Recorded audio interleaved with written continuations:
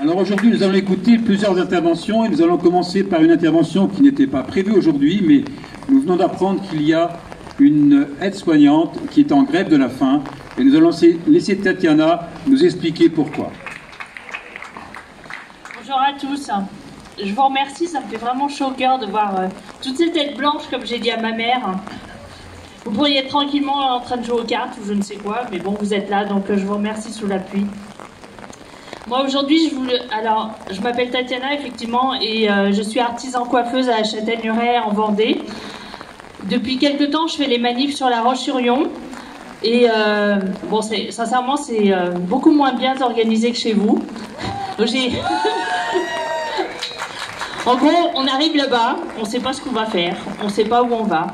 Et j'ai 2-3 copines qui m'ont dit, nous on est allés à Cholet, punaise, tu verrais, c'est super. T'as plein de médecins qui parlent, des soignants, tout ça, c'est vraiment super bien. Donc on a décidé de venir ici. C'est la 2e fois pour moi. La dernière fois que je suis venue, j'étais vraiment très émue de voir tout ce monde. Bon, on est plus à la Roche-sur-Yon, hein, je voudrais pas dire. Hein. Aujourd'hui, moi je viens parce que cette semaine, j'ai rencontré une aide-soignante qui a commencé une grève de la faim. Donc à La Roche-sur-Yon, elle est devant la préfecture. Je vais vous lire un article qui est sorti, le texte c'est pas de moi, j'ai pas le nom du journaliste, hein, j'en sais pas, et puis sincèrement je m'en fiche un peu, mais bon, les mots sont justes, donc je vais vous lire ça. Brassard blanc autour du bras, Jeanne-Pauline B est déterminée, c'est un symbole de paix ce brassard. Contrairement à notre président, je ne suis pas en guerre.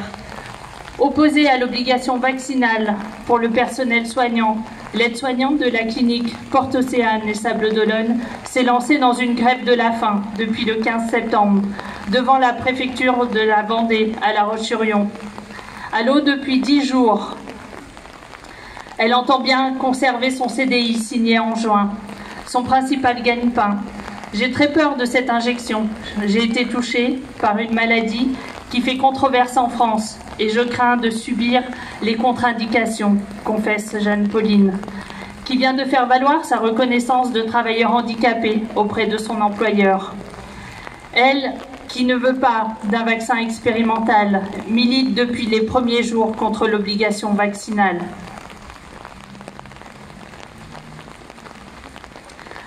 Mais c'est par hasard que sa lutte s'est radicalisée. Tout est parti de l'appel à la manifestation devant la préfecture du 15 septembre.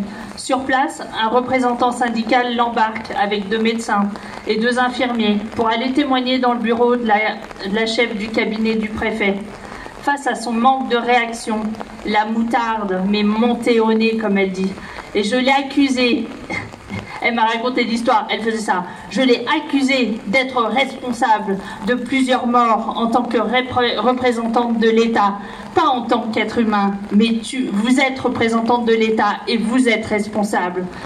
Sous le coup de l'émotion, Jeanne-Pauline se rappelle avoir pris le micro pour héler les manifestants. Je leur ai dit qu'à 100, on pouvait agir. C'est là que j'ai lancé ma grève de la faim devant la préfecture.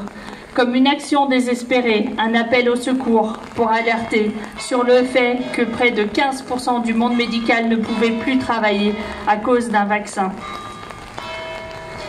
Le soir même, la militante tient sa parole et passe la nuit sur le trottoir devant la grille de la préfecture avant de reprendre la route au petit matin pour aller faire des ménages. Oui, parce que Jeanne, elle se lève tous les matins à 6 h du matin et fait 2 heures de ménage. Parce que il faut qu'elle puisse, j'ai plus les mots, voilà, il faut qu'elle arrive à tenir les 2 bouts.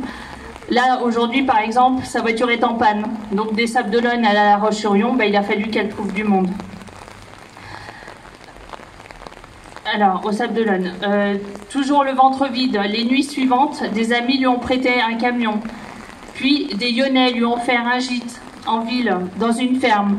Depuis, la militante campe devant la préfecture, dialogue avec des badauds, des anti-vaccins, des médecins. Je viens de passer 45 minutes sur Zoom avec la généticienne Alexandra Henriot-Cône. Oui, parce qu'elle a fait de belles rencontres. Un petit jeune qui passe comme ça par hasard et qui lui dit « Moi, je connais Alexandra, si tu veux, je l'appelle. » Donc, c'est ce qu'il a fait. Elle doit aussi avoir le médecin Christian Perron. Ça, je ne peux pas vous dire quand, mais ça ne devrait pas tarder. Face à l'agitation devant les grilles, le commissaire de police lui a demandé de passer sur l'autre trottoir, côté jardin François Mitterrand, pour cause de plan Vigipirate. Il a menacé aussi de la passer en audition. Il m'a autorisé à planter un parasol et poser des chaises, et n'a rien dit quand on a évoqué la possibilité de planter une tente. Entre-temps, Jeanne-Pauline a bien reçu le courrier de sa direction, lui indiquant qu'elle serait suspendue faute de parcours vaccinal complet. Mais pas de quoi la faire plier. Je veux montrer l'exemple, faire valoir mon droit à travailler, à disposer de mon corps, à circuler librement. Je pense défendre une cause juste face à une machine de guerre incompréhensible, un corona circus, une mascarade. Et si dans 15 jours je ressemble à un squelette, à savoir qu'elle ne fait que 52 kilos avant la grève de faim, peut-être que ça interpellera les autorités. À terme, Jeanne-Pauline espère pouvoir rencontrer le préfet Benoît Brocard pour lui faire part de sa situation. Lui seul peut revenir sur cette loi et m'autoriser à reprendre le travail, pense-t-elle. Voilà, je vous remercie de m'avoir écouté.